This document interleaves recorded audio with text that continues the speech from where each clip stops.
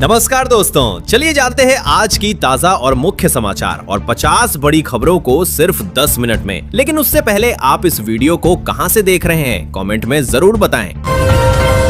संसदीय समिति ने न्यूनतम ईपीएफ पेंशन 1000 रुपए को पर्याप्त न मानते हुए तत्काल बढ़ोतरी की सिफारिश की है। समिति का मानना है कि वर्तमान राशि से बुजुर्गों की जरूरतें पूरी नहीं हो पा रही हैं और इसे सम्मानजनक स्तर तक बढ़ाना जरूरी है। सरकार इस सिफारिश पर विचार कर रही है, जिससे पेंशन राशि 3 गुना तक बढ़ाई जा सकती है। इससे पेंशन भोगियों की आर्थिक स्थिति मजबूत होगी और उन्हें बेहतर जीवन यापन का अवसर मिलेगा। गोपालगंज जिले के हथुआ अनुमंडल में खाद्य विभाग ने 40,000 राशन कार्ड धारियों की जांच की, जिसमें कई लाभुक अपात्र पाए गए। उनके पास 4 पहिया वाहन, पक्का मकान या आयकर का रिकॉर्ड था। विभाग ने इन सभी को नोटिस भेजकर जवाब मांगा है। यह कदम राशन प्रणाली में पारदर्शिता लाने और सही लाभ सुनिश्चित करने के लिए उठाया गया है, ताकि केवल वास्तविक पात्र परिवार ही सरकारी सुविधाओं का लाभ ले सकें। हरियाणा सरकार ने स्वच्छ ऊर्जा के क्षेत्र में बड़ा कदम उठाते हुए ग्रीन हाइड्रोजन नीति जल्द लागू करने की घोषणा की है। पानीपत में भारतीय तेल निगम देश की पहली मेगा ग्रीन हाइड्रोजन परियोजना स्थापित कर रहा है, जिसे दिसंबर 2026 तक चालू करने की योजना है। इस पहल से न सिर्फ हरियाणा में ऊर्जा उत्पादन में बदलाव आएगा, बल्कि नई नौकरियों और तकनीकी निवेश के अवसर भी बढ़ेंगे। राज्य सरकार का यह कदम देश को स्वच्छ और टिकाऊ ऊर्जा की दिशा में आगे ले जाने की तैयारी का संकेत देता है। हरियाणा विधानसभा के बजट सत्र में सरकार ने किसानों और गांवों के लिए बड़े ऐलान किए। इसमें प्रभावित किसानों को मुआवजा देने और नहरों के कायाकल्प की योजना शामिल है। मंत्रियों ने विधायकों के सवालों का जवाब देते हुए कहा कि गांवों की सुविधाओं में सुधार और भ्रष्टाचार पर नियंत्रण प्राथमिकता है। ये कदम कृषि क्षेत्र और ग्रामीण विकास को मजबूत करने के लिए उठाए जा रहे हैं। अगर स्मार्ट प्रीपेड मीटर रिचार्ज के 2 घंटे बाद भी बिजली नहीं आई तो उपभोक्ता 1912 नंबर पर शिकायत दर्ज करा सकते हैं। पावर कॉर्पोरेशन के निदेशक वाणिज्य प्रशांत वर्मा ने बताया कि 95% मामलों में शिकायत के तुरंत बाद बिजली बहाल कर दी जाती है। इससे उपभोक्ताओं को परेशानी कम होने के साथ ही बिजली आपूर्ति सुचारू रहती है। हिमाचल प्रदेश सरकार ने निगम और बोर्ड के वरिष्ठ पदाधिकारियों और सलाहकारों पर बड़ा फैसला लिया है। अब 29 अध्यक्ष और उपाध्यक्ष, 14 सलाहकार और ओएसडी का कैबिनेट रैंक रद्द कर दिया गया है। इनके वेतन में भी 20% की कटौती की जाएगी। कुल मिलाकर 43 नियुक्तियों पर यह नया नियम लागू होगा। इसका उद्देश्य खर्च में कटौती करना और सरकारी संसाधनों का बेहतर उपयोग सुनिश्चित करना है। एनसीएलटी ने जयप्रकाश एसोसिएट्स JAL के लिए अदानी एंटरप्राइजेस की 15,000 करोड़ रुपए की समाधान योजना को मंजूरी दे दी है। इस फैसले के बाद वेदांता की आपत्तियां खारिज कर दी गई हैं। इस अधिग्रहण से गौतम अदानी के समूह को दिल्ली NCR में बड़ा रियल एस्टेट पोर्टफोलियो मिल गया है, जिसमें JP इंटरनेशनल स्पोर्ट्स सिटी और JP ग्रीन्स जैसी प्रमुख परियोजनाएं शामिल है। इस महाडील से अदानी ग्रुप का रियल एस्टेट क्षेत्र में प्रभाव और विस्तार और मजबूत होगा। हिमाचल प्रदेश विधानसभा का बजट सत्र आज 18 मार्च से शुरू हो गया है। केंद्र सरकार द्वारा राजस्व घाटा अनुदान बंद करने के फैसले के बाद भाजपा आक्रामक रुख अपनाने वाली है, जबकि कांग्रेस मुख्यमंत्री का बचाव करेगी। सत्र में दोनों पार्टियों के बीच टकराव की संभावना है और हंगामे की आशंका जताई जा रही है। 21 मार्च को इस सत्र में बजट पेश किया जाएगा।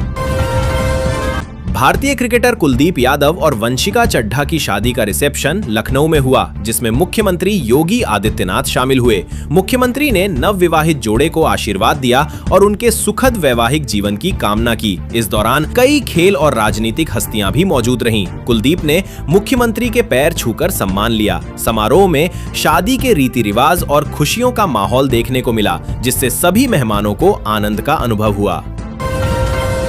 पीएम विद्या लक्ष्मी योजना के तहत छात्र आसानी से शिक्षा ऋण ले सकते हैं। इस योजना में बिना गारंटर के 10 लाख रुपए तक का लोन मिलता है। सरकार इसके लिए सब्सिडी देती है और ब्याज दर सिर्फ 3% रखी गई है। पिछले 1 साल में पोर्टल ने 3.31 लाख से अधिक आवेदन मंजूर किए और 7,229.4 करोड़ रुपए वितरित किए गए। ये योजना उच्च शिक्षा के लिए आर्थिक बाधाओं को कम करती है और छात्रों को पढ़ाई जारी रखने में मदद करती है। सोना चांदी में आज अचानक तेजी देखी गई है। चांदी 6,000 रुपए बढ़कर 2.62 लाख रुपए प्रति किलो और सोना भी तेज होकर 1.63 लाख रुपए प्रति 10 ग्राम हो गया। विशेषज्ञों के अनुसार निवेशकों की सुरक्षित विकल्प तलाश, वैश्विक आर्थिक अनिश्चितता और डॉलर में कमजोरी के कारण मांग बढ़ी। इसके चलते सुरक्षित निवेश के तौर पर सोना चांदी की खरीदारी में उछाल आया।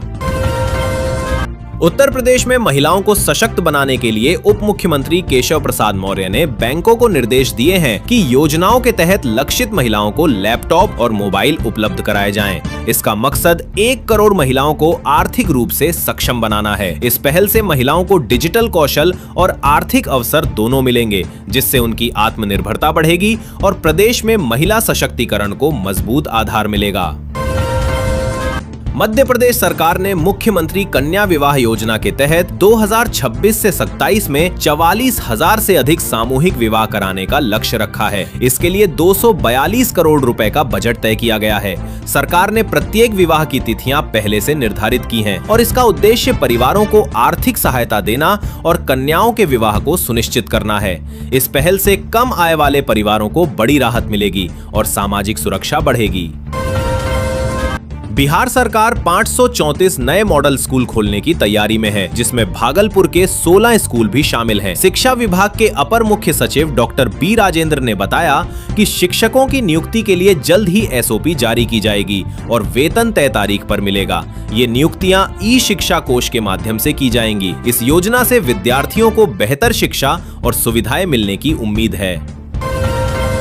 उत्तर प्रदेश में 1 अप्रैल से अंडों की बिक्री को लेकर नए सख्त नियम लागू होंगे। अब सभी अंडों पर लेइंग डेट और एक्सपायरी डेट अंकित करना अनिवार्य होगा। पशुपालन विभाग, FSDA और उद्यान विभाग मिलकर इस नियम का कड़ाई से पालन सुनिश्चित करेंगे। इसके साथ ही दुकानदार और उपभोक्ता दोनों के लिए गुणवत्ता और सुरक्षा की गारंटी मिलेगी। राज्य सरकार का उद्देश्य जनता को ताजे और सुरक्षित अंडे उपलब्ध कराना है, जिससे स्वास्थ्य संबंधी जोखिम कम हो। जबलपुर जिला बार एसोसिएशन में बड़ा बदलाव हुआ है। सुप्रीम कोर्ट के निर्देशों के पालन में अब एसोसिएशन में 30% महिला आरक्षण लागू किया गया है। यह मध्य प्रदेश का पहला बार एसोसिएशन है जिसने ऐसा कदम उठाया है। महिला वकीलों के लिए यह अधिकार सुनिश्चित करने के लिए सामान्य सभा में संविधान संशोधन पारित किया गया। इससे महिला प्रतिनिधित्व बढ़ेगा और न्याय क्षेत्र में उनकी भागीदारी मजबूत होगी। पटना में महिला एवं बाल विकास निगम द्वारा आयोजित 2 दिवसीय महिला मेगा जॉब फेयर में 11,500 से ज्यादा युवतियों ने भाग लिया। इनमें से 6,135 को स्वास्थ्य, वस्त्र और इलेक्ट्रॉनिक्स जैसे क्षेत्रों में नौकरी मिली। चयनित उम्मीदवारों को 5.4 लाख रुपए तक का पैकेज दिया जाएगा। इस मेगा जॉब फेयर का उद्देश्य महिलाओं को रोजगार के अवसर बढ़ाना और आर्थिक सशक्तिकरण सुनिश्चित करना था। मुख्यमंत्री नीतीश कुमार ने बांका के तेलंगवा गांव में जन संवाद कार्यक्रम में हर गांव में दुग्ध संग्रह केंद्र खोलने की घोषणा की। इसके अलावा पंचायत स्तर पर सुधा बूथ बनाए जाएंगे, जहां किसान आसानी से दूध जमा कर सकेंगे। इस पहल का उद्देश्य ग्रामीण अर्थव्यवस्था को मजबूत करना और किसानों की आय बढ़ाना है। साथ ही बिहार में डेयरी सेक्टर के विकास को भी बढ़ावा मिलेगा।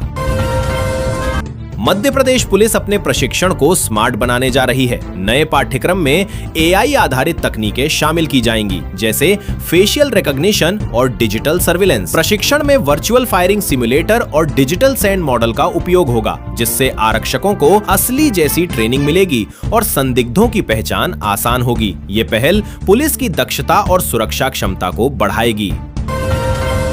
संसदीय समिति ने EPF पेंशन के 1,000 रुपए मासिक न्यूनतम को बहुत कम बताया है। बढ़ती महंगाई और जीवन यापन की लागत को देखते हुए समिति ने तुरंत बढ़ोतरी की सिफारिश की है। उनका कहना है कि पेंशन को सम्मानजनक जीवन स्तर के हिसाब से बढ़ाना चाहिए, ताकि वरिष्ठ नागरिक आराम से अपना जीवन बिता सकें और गुजारा आसान हो। ये कदम पेंशन धारकों के लिए बड़ा राहत देने वाला होगा। झारखंड के पलामू जिले में सतबरवा धान क्रय केंद्र पर बड़ा फर्जीवाड़ा सामने आया है। एक ही परिवार के 11 सदस्यों ने मिलकर 1,420 क्विंटल धान का पंजीकरण कराया, जो 88 एकड़ जमीन की खपत के बराबर है। ये मामले ने सिस्टम की विश्वसनीयता पर सवाल खड़े कर दिए हैं। प्रशासन अब जांच कर रहा है कि कैसे इतने बड़े पैमाने पर फर्जी रजिस्ट्रेशन संभव हुआ और आगे ऐसी घटनाओं को रोकने के लिए क्या कदम उठाए जाएं। पंजाब के धूरी में मुख्यमंत्री भगवंत सिंह मान ने 21.65 करोड़ रुपए की लागत से बने अत्याधुनिक अस्पताल और माता शिशु स्वास्थ्य ब्लॉक का उद्घाटन किया। 50 बिस्तरों वाले सब डिविजनल अस्पताल और 30 बिस्तरों वाले जच्चा बच्चा केंद्र में ओपीडी, इमरजेंसी, जांच, सर्जरी और विशेषज्ञ सेवाएं मिलेंगी। ये सुविधा धूरी और आसपास के 70 गांवों के हजारों लोगों के लिए आधुनिक स्वास्थ्य सेवाओं का रास्ता खोलेगी और पंजाब की सार्वजनिक स्वास्थ्य प्रणाली को मजबूत करेगी। हिमाचल प्रदेश के मुख्यमंत्री सुखविंदर सिंह सुक्खू ने शिक्षा और स्वास्थ्य के बजट में कोई कटौती न करने का बड़ा ऐलान किया है। उन्होंने कहा कि शिक्षा उनकी सर्वोच्च प्राथमिकता है और दूर दराज क्षेत्रों तक गुणवत्तापूर्ण शिक्षा पहुंचाने के प्रयास जारी रहेंगे। इसके अलावा कनिष्ठ सहायक आचार्य के नए पद भी सृजित किए जाएंगे, जिससे सरकारी स्कूलों और शिक्षकों की कार्यक्षमता बढ़ाने में मदद मिलेगी। उत्तर प्रदेश में प्रधानमंत्री आवास योजना शहरी 2.0 के तहत 90,000 परिवारों को पहली किस्त मिली है। मेरठ जिले के 2,626 लाभार्थियों के बैंक खातों में 1-1 लाख रुपए ट्रांसफर किए गए। इस वितरण के लिए मुख्यमंत्री योगी आदित्यनाथ ने लखनऊ से क्लिक के माध्यम से राशि सीधे खातों में भेजी। कुल 900 करोड़ रुपए वितरित हुए, जिससे लोगों के घर बनाने और सुधारने के काम में मदद मिलेगी। इस मौके पर लाभार्थियों के चेहरे खुशी से खिल उठे। उत्तर प्रदेश के बांदा जिले में किसान सम्मान निधि योजना के तहत 62,682 किसानों की राशि बंद होने का खतरा है। जिले में कुल 2,51,390 किसानों में से 1.5 साल से अधिक समय बीतने के बावजूद लगभग 25% किसानों की फार्मर रजिस्ट्री अधूरी है। अधिकारियों ने किसानों से अपील की है कि वे तुरंत अपनी रजिस्ट्री पूरी कर लें, ताकि उन्हें योजना के तहत मिलने वाला लाभ जारी रहे और आर्थिक मदद से वंचित न हो। भोपाल के भौरी में प्रस्तावित AI सिटी प्रोजेक्ट के तहत कृषि भूमि की कलेक्टर गाइडलाइन दरों में 58% की कटौती का प्रस्ताव आया है। इससे क्षेत्र के किसानों में भारी नाराजगी है। किसानों का कहना है कि यह कदम मुआवजा कम करके भूमि अधिग्रहण को आसान बनाने की साजिश है। वे प्रशासन से उचित मुआवजे और पारदर्शिता की मांग कर रहे हैं, ताकि उनके अधिकारों की रक्षा हो सके। उत्तर प्रदेश के किसानों के लिए बड़ी राहत की खबर है। अमेठी में रबी विपणन सत्र के दौरान विपणन विभाग ने खास व्यवस्था की है, जिसके तहत अब मोबाइल टीमें गांव-गांव जाकर किसानों के घर पर ही गेहूं की खरीद करेंगी। इस पहल से किसानों को मंडियों तक जाने की परेशानी से छुटकारा मिलेगा, समय और लागत दोनों की बचत होगी और फसल बेचने की प्रक्रिया आसान हो जाएगी। सरकार का उद्देश्य है कि अधिक से अधिक किसानों को सीधे लाभ मिले और खरीद व्यवस्था पारदर्शी व सुगम बने। द्रौपदी मुर्मू ने कहा है कि बच्चे राष्ट्र का भविष्य हैं और उनका सर्वांगीण विकास प्राथमिकता होनी चाहिए। उन्होंने बताया कि बच्चों के लिए पौष्टिक भोजन और गुणवत्तापूर्ण शिक्षा सुनिश्चित करना अनिवार्य है। राष्ट्रपति ने ये भी कहा कि सुरक्षित और उज्जवल भविष्य सिर्फ सरकार की जिम्मेदारी नहीं, बल्कि समाज के हर सदस्य की साझा जिम्मेदारी है, जिससे बच्चों को सही पोषण, शिक्षा और सुरक्षा मिल सके। राज्यसभा में खाद्य राज्य मंत्री निमुबेन जयंती भाई बम्भानिया ने बताया कि 2025 में कुल 41.41 लाख फर्जी राशन कार्ड रद्द किए गए। ये कदम सरकारी राशन वितरण प्रणाली में पारदर्शिता और सुशासन सुनिश्चित करने के लिए उठाया गया। मंत्री ने कहा कि ऐसे गैर कानूनी कार्डों को हटाकर वास्तव में राशन के हकदार लोगों तक सुविधा पहुंचाई जा रही है, जिससे समाज में न्याय और संसाधनों का सही वितरण सुनिश्चित होगा। पश्चिम एशिया में जारी संघर्ष के बीच केंद्र सरकार ने बताया कि 28 फरवरी से अब तक लगभग 2.44 लाख भारतीय नागरिक वापस लौट आए हैं। इस दौरान 5 लोगों की मौत हो चुकी है और एक व्यक्ति अभी लापता है। सरकार ने अपने दूतावास और कॉन्सुलर अधिकारियों के माध्यम से सुरक्षित निकासी सुनिश्चित की और भारतीय नागरिकों को अपने परिवारों के पास पहुंचाने के लिए विशेष उड़ानें चलाईं। ये कदम संकटग्रस्त क्षेत्र में भारतीयों की सुरक्षा सुनिश्चित करने के लिए उठाया गया है। शिवराज सिंह चौहान ने राज्यसभा में कहा कि देश ने वीबीजी रामजी स्कीम को स्वीकार कर लिया है और विपक्ष का विरोध विफल रहा। मंत्री ने बताया कि ये योजना ग्रामीण क्षेत्रों के विकास और लोगों की भलाई के लिए महत्वपूर्ण है और सरकार इसे प्रभावी ढंग से लागू कर रही है। उन्होंने विपक्ष पर निशाना साधते हुए कहा कि आलोचना के बावजूद योजना के लाभ सीधे जनता तक पहुँच रहे हैं और इसका प्रभाव सकारात्मक साबित हो रहा है। कथित शराब घोटाले में निचली अदालत से क्लीन चिट मिलने के बाद अरविंद केजरीवाल ने गोवा में जोरदार बयान दिया। उन्होंने कहा कि आम आदमी पार्टी ने अपनी कट्टर ईमानदारी दिखाते हुए सबसे बड़ी अग्नि परीक्षा पास कर ली है। केजरीवाल ने भाजपा और प्रधानमंत्री पर तीखा हमला करते हुए कहा कि अब उनकी पार्टी झाड़ू से पूरे देश को साफ करेगी और काम की लंबी लकीर खींचेगी। उनका ये संदेश था कि पार्टी की कोशिशें केवल दिल्ली तक सीमित नहीं रहेंगी, बल्कि पूरे देश में बदलाव और पारदर्शिता लाने पर केंद्रित होंगी।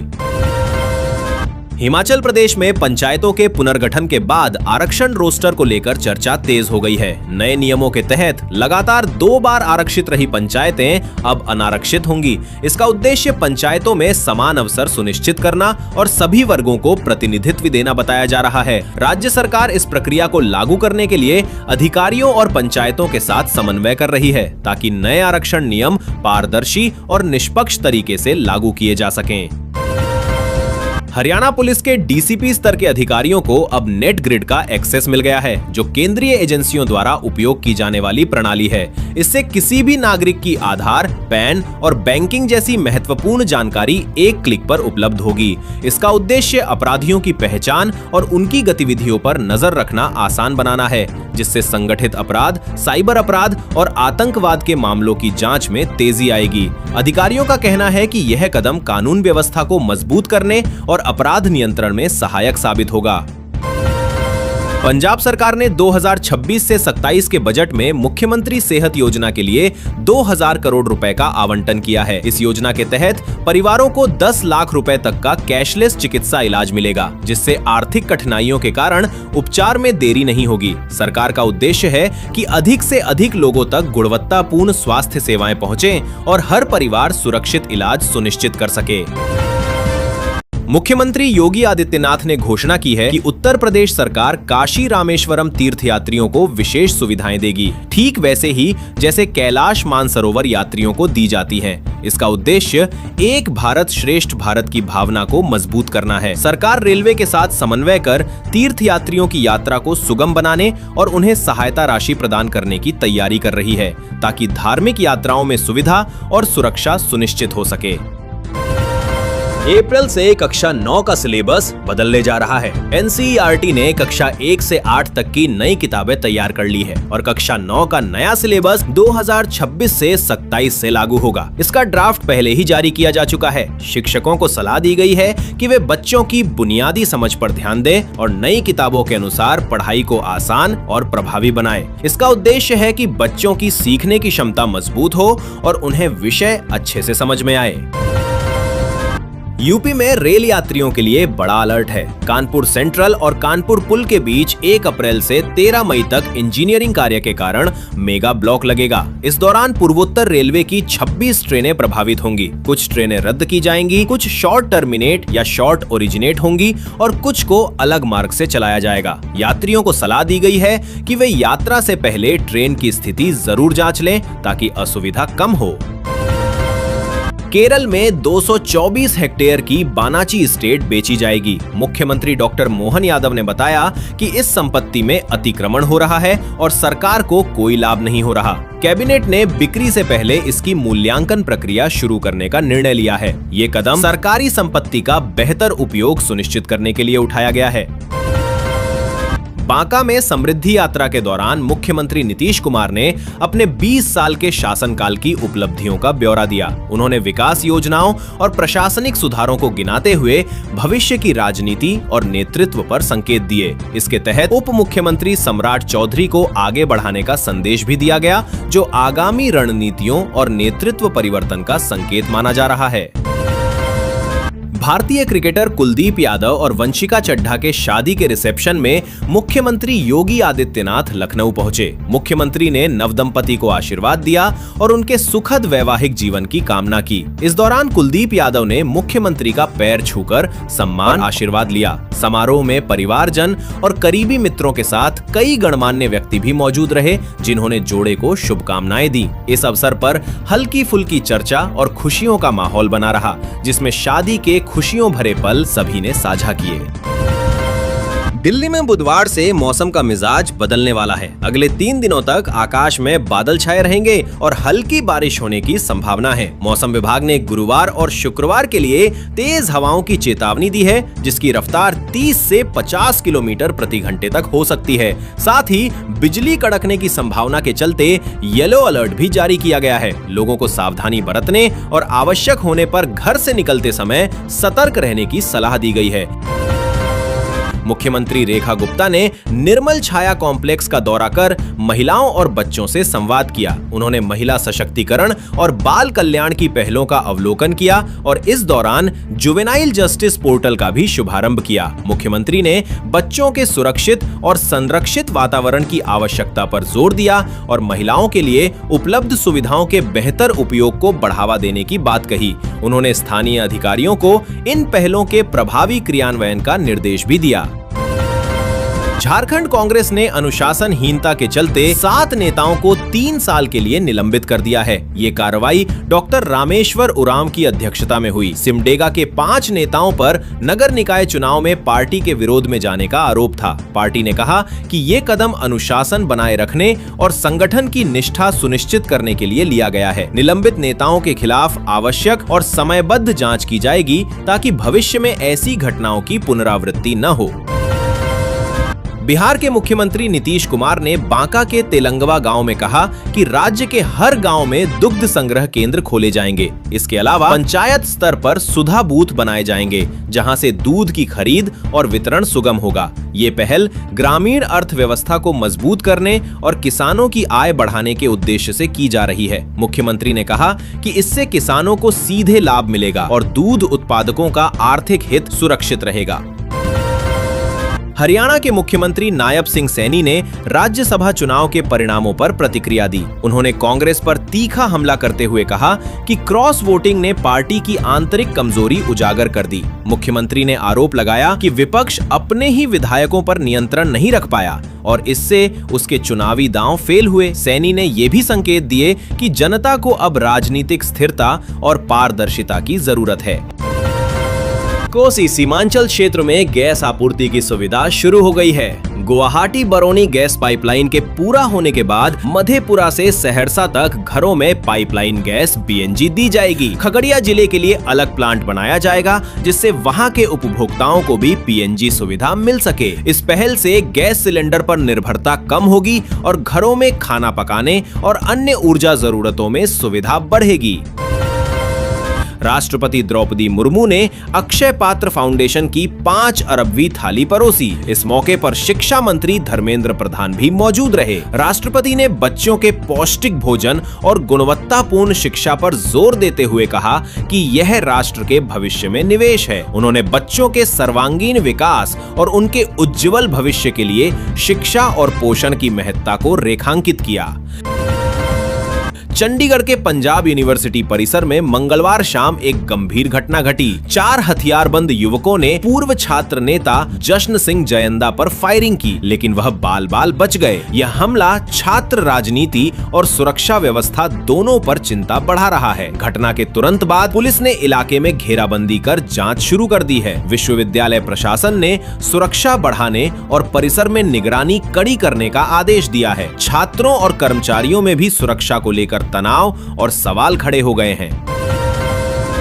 गुरुग्राम जिला प्रशासन ने ग्रुप हाउसिंग सोसाइटियों में स्ट्रक्चरल ऑडिट को लेकर सख्त रुख अपनाया है। उपायुक्त ने बिल्डरों और प्रबंधन समितियों को समयबद्ध मरम्मत और सुधार कार्य करने के निर्देश दिए हैं। अब लापरवाही करने वाले बिल्डरों के खिलाफ कड़ी कार्रवाई की जाएगी। प्रशासन ने कहा कि ऑडिट प्रक्रिया तेज की जाएगी और सुरक्षा मानकों का पालन सुनिश्चित किया जाएगा। इससे निवासियों की सुरक्षा बढ़ेगी और भवनों में संभावित हादसों की आशंका कम होगी।